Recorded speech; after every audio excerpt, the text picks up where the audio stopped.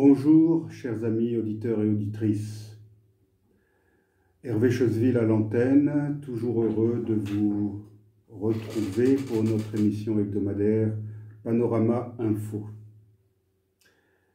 Voici tout juste un an, le 17 février 2020. Nous apprenions la mort de l'artiste rwandais Kizito Mihigo, âgé de 38 ans. Un communiqué glaçant de la police annonçait laconiquement qu'il s'était suicidé dans sa cellule de Remera à Kigali. Selon ce communiqué, le jeune homme se serait pendu au barreau de la fenêtre en utilisant un drap. En dehors des fervents soutiens du régime de Paul Kagame, personne n'a été dupe, je pense, tant à l'intérieur qu'à l'extérieur du pays.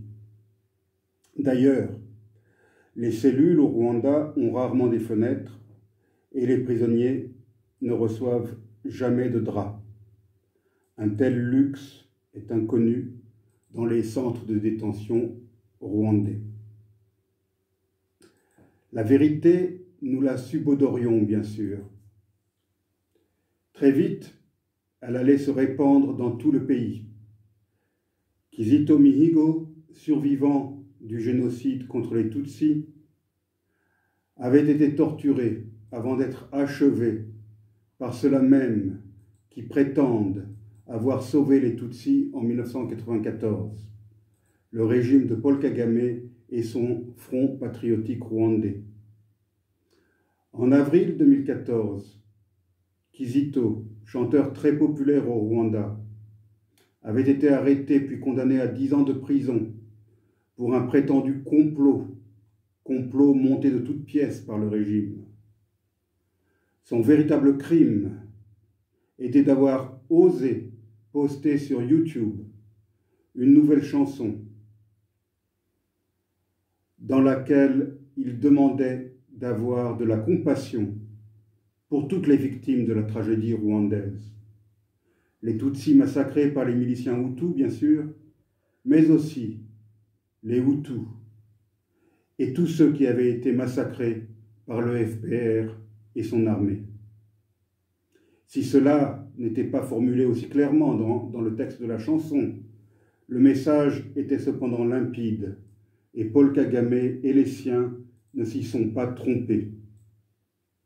Dans le livre qu'il a secrètement écrit en prison et qui a été publié après sa mort, publié à l'étranger bien sûr, Kizito raconte comment, après son arrestation, il avait déjà failli être exécuté au fond d'une forêt, comment il avait été battu, frappé, comme tant d'autres avant lui. Finalement, il put sortir de prison en septembre 2018, alors que Kagame avait obtenu de Macron le poste de secrétaire général de l'Organisation internationale de la francophonie pour sa zélée servante Louise Mushikiwabo. La triste ironie de ce sordide marché est que depuis son arrivée au pouvoir, Paul Kagame a tout fait pour éradiquer la langue française du Rwanda. Il a imposé l'anglais comme seconde langue officielle, après le Kinyarwanda, la langue nationale. C'est l'anglais qui est devenu la langue de l'enseignement dans les écoles du pays, alors même que la plupart des enseignants ne parlaient pas anglais et n'étaient certainement pas formés pour cela. Cela aboutit à une catastrophe dans l'enseignement au Rwanda, mis à part bien sûr les écoles réservées à l'élite à Kigali. Après sa sortie de prison, Kizito était loin d'être un homme libre. En quasi-résidence surveillée, il ne pouvait plus poursuivre sa carrière. Ses chansons étaient toujours bannies des ondes et il n'avait plus la possibilité de faire des concerts, aussi modestes fussent-ils. Pire, Le régime le menaçait afin qu'il témoigne contre l'un de ses amis dans le procès qui allait s'ouvrir. Sa situation devenant intenable, Kizito en vint à songer à un départ pour l'Europe, où il pensait poursuivre sa carrière d'artiste dans de bonnes conditions. Privé de passeport, il n'eut pas d'autre solution que de tenter de franchir la frontière clandestinement. Dénoncé, il fut arrêté. 3 jours plus tard, son pseudo-suicide était annoncé. La mort de Kizito Mihigo a suscité une intense émotion au sein de la population et dans la diaspora rwandaise de par le monde. Même les gouvernements étrangers qui avaient longtemps soutenu le régime ont exprimé leur réprobation. Et ils ont même osé demander une autopsie et une enquête indépendante. Kizito a été inhumé sans autopsie, mais certains de ses proches, qui ont pu voir son visage, ont affirmé qu'il présentait des hématomes suspects. Il n'y a jamais eu d'enquête indépendante et celle qui a été diligentée par les autorités a, sans surprise, confirmé la version officielle du suicide par pendaison. En mémoire de Kizito, je tiens à vous faire écouter, chers auditeurs, la chanson qui fut la cause de tous ces ennuis et qui mena finalement à son assassinat. Je rappelle que Kizito Mihigo était non seulement un chanteur, c'était aussi un talentueux organiste, comme vous allez vous en rendre compte, et un auteur et compositeur. Cette chanson que vous allez entendre est interdite au Rwanda, comme toutes les autres d'ailleurs, mais en particulier celle-ci. Alors s'il vous plaît, écoutez. J'aimerais qu'elle soit entendue du plus grand nombre, y compris au Rwanda, et que cette voix d'outre-tombe fasse trembler ceux qui, dans l'entourage de Paul Kagame, ont profité de la dictature et qui, pour certains, sont responsables du meurtre de Kizito et de tant d'autres innocents.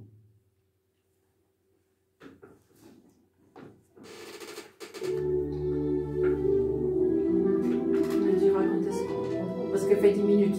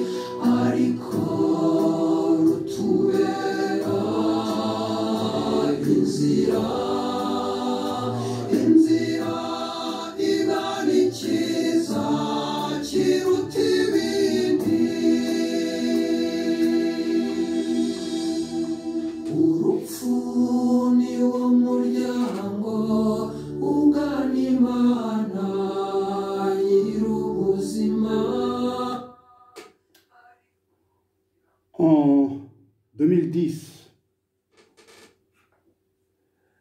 la mort d'un humble vendeur de légumes avait fini par provoquer la chute du président Ben Ali en Tunisie.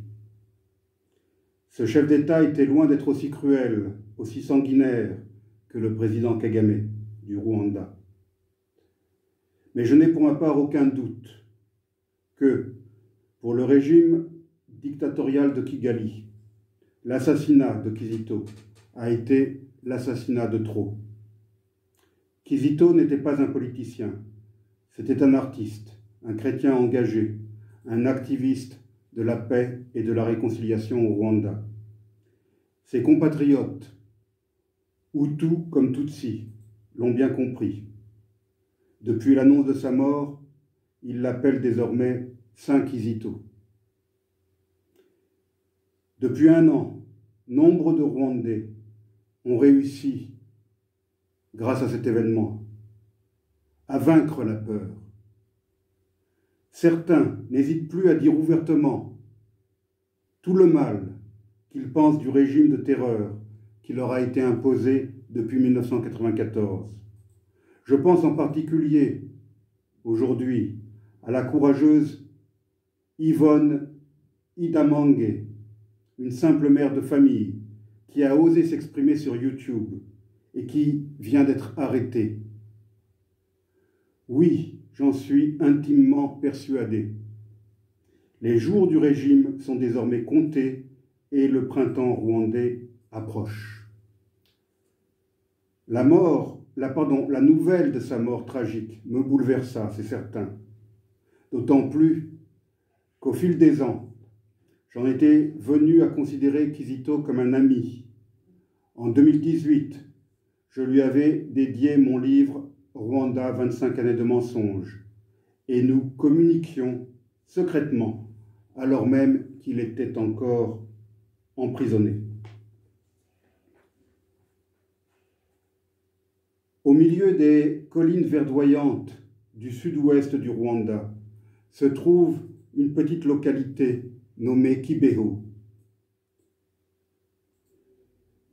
C'est dans cette paisible bourgade rurale qu'à partir du 28 novembre 1981, la Vierge Marie serait apparue à plusieurs reprises à 3 collégiennes nommées Alphonsine, Nathalie et Marie-Claire. L'apparition se serait présentée sous le nom de Nina Wajambo, la mère du Verbe, et elle aurait demandé que l'on prie ardemment afin qu'une terrible guerre soit évitée. Le 19 août 1982, les mêmes jeunes filles auraient eu une vision de violence, de rivières de sang, de corps démembrés et de destruction. En 2001, l'Église catholique a reconnu l'authenticité des apparitions mariales de Kibeho. Le site est devenu un lieu de pèlerinage. Chaque année, les pèlerins y affluent, venant de tout le pays, mais aussi, ça c'était avant le Covid, des pays voisins. Pourquoi est-ce que je parle de Kibeho dans le cadre de cette émission consacrée à Kizito? Tout simplement parce que c'est l'endroit où naquit Kizito juste avant les apparitions en 1981. Ces visions de massacre des jeunes filles devaient malheureusement devenir réalité dans le Rwanda des années 90. Le site même des apparitions ne fut pas épargné.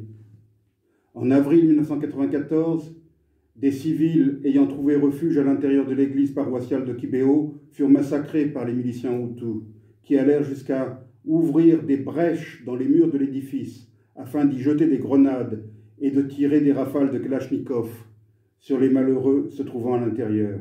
Des milliers d'innocents furent ainsi massacrés à Kibeho et dans les environs durant ces terribles 100 jours de 1994. Il en fut de même, comme on le sait, dans l'ensemble du pays.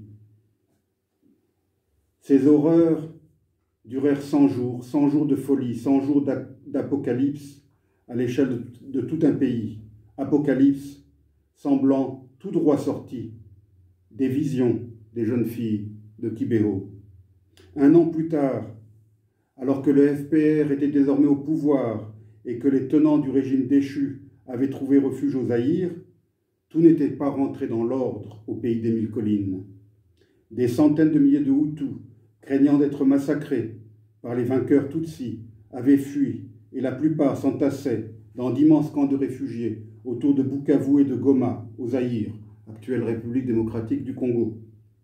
D'autres, n'étant pas parvenus à gagner les pays voisins, avaient cru trouver une relative sécurité dans des camps de déplacés qui s'étaient spontanément formés autour des positions tenues par les casques bleus de l'ONU.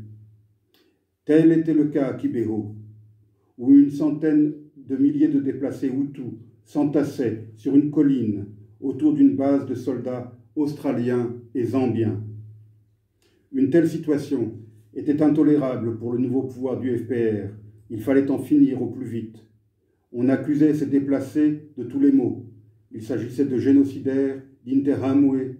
Ils dissimulaient des armes dans ces camps et préparaient leur revanche, comme ceux des camps du Zaïre. C'est ainsi que le 18 avril, l'armée patriotique rwandaise de Paul Kagame encercla le camp et ferma toutes les routes d'accès. Le 19, l'APR se mit à tirer. Les soldats brûlèrent un grand nombre de huttes et tuèrent des déplacés à l'intérieur du camp, tandis que des miliciens Tutsis à l'extérieur massacrèrent à l'aide d'armes à feu et de machettes ceux qui tentaient de fuir. Des dizaines de milliers de déplacés, encore dans le camp, convergèrent alors vers le sommet de la colline et la base onusienne. Durant la matinée du 22 avril, alors qu'une pluie torrentielle s'abattait sur le secteur, les soldats de l'APR ouvrirent le feu sur la foule qui avait trouvé refuge dans l'enceinte de l'hôpital du camp, causant une nouvelle bousculade. 2 heures durant, les militaires mitraillèrent les déplacés qui tentaient de s'enfuir. Durant l'après-midi du même jour, l'APR commença à faire usage de mortiers, tout en continuant à tirer jusqu'à la tombée de la nuit. Les survivants furent contraints de monter à bord de véhicules, à bord de camions, et amenés au camp militaire de Houye. Là, ils ont tous été liquidés, à l'abri des regards. Les hommes de l'APR mirent 24 heures pour achever leur sinistre besogne, utilisant des cordes pour étrangler, des marteaux pour fracasser et des sacs en plastique pour étouffer tous ces malheureux. Voilà donc le contexte de la région dans laquelle naquit Kizito Mihigo en 1981. Lui-même ne fut pas épargné par la folie meurtrière qui s'était emparée du pays, puisque son père fut massacré et qu'il dut prendre la fuite pour le Burundi, alors qu'il avait 13 ans. Il était alors animé par la haine des Hutus. Il ne le cache pas dans son livre. Et son seul désir était de s'engager dans l'APR pour pouvoir se venger. Puis il rentra au Rwanda, reprit ses études, intégra le séminaire et continua sa formation musicale. Et peu à peu, la haine qu'il avait dans son cœur s'estompa et il accomplit un véritable itinéraire spirituel sur le chemin de la réconciliation. Durant les années qu'il passa en Belgique et en France, toujours dans le cadre de ses études musicales, il rencontra de nombreux Rwandais de la diaspora, en particulier ceux de l'opposition qui avaient dû fuir le pays. Cela contribua également à le faire évoluer. Et à partir de son retour au Rwanda, il se dévoua à une seule cause, la paix et la réconciliation.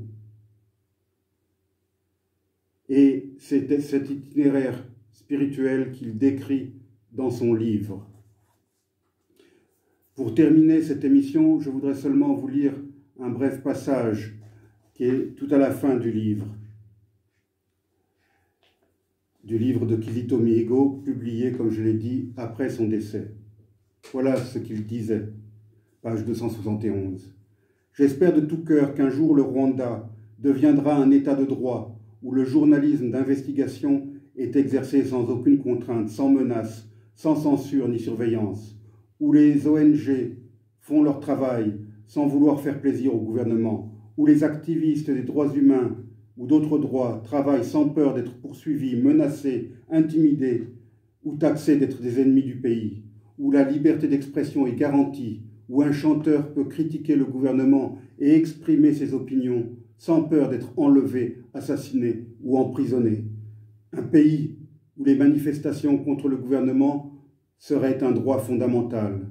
J'aimerais qu'un jour le Rwanda soit un lieu où chaque citoyen comprend que la vie humaine est ce qu'il y a de plus sacré au monde. Si la mort dont nous avons serré la main durant le génocide nous a laissé une leçon essentielle, cette leçon devrait être le respect de la vie, et la priorité de nos dirigeants devrait être de protéger les libertés et les droits humains. Comme je l'ai chanté dans Ataka Nirubuko Zoemo, chanson critique qui n'est jamais sortie car je fus emprisonné avant sa publication. J'affirme avec intime conviction que les gratte-ciel et les grosses voitures dans la ville de Kigali, les exploits en matière économique et technologique, ainsi que d'autres palmarès dont on se vante sans cesse, parfois faussement, pour séduire les partenaires. Ces exploits ne nous rendront pas heureux tant que nos droits et nos libertés fondamentales demeurent sans cesse opprimés et bafoués. Le bonheur, c'est d'avoir le droit et la liberté de réaliser sa nature.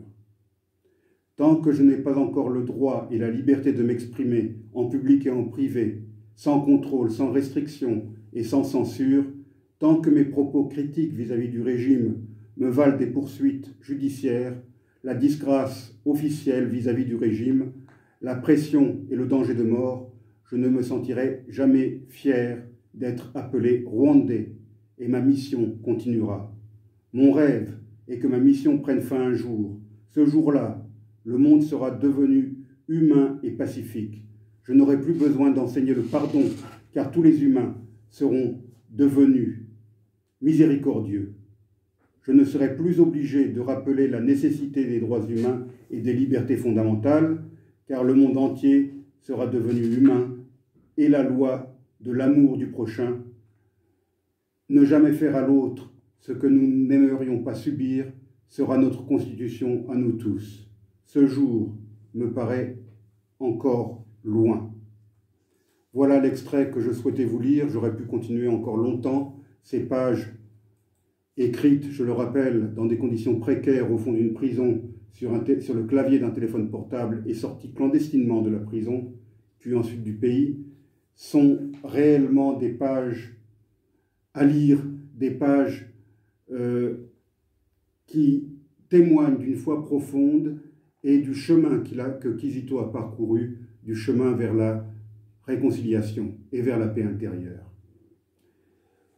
Voilà, chers amis auditeurs, ce que je voulais dire aujourd'hui en cet anniversaire du meurtre de Kizito Mihigo, et je voudrais conclure par une chanson en français, car il en a écrite quelques-unes, qui s'intitule « Vive le pardon ». Et je vous dis à la semaine prochaine.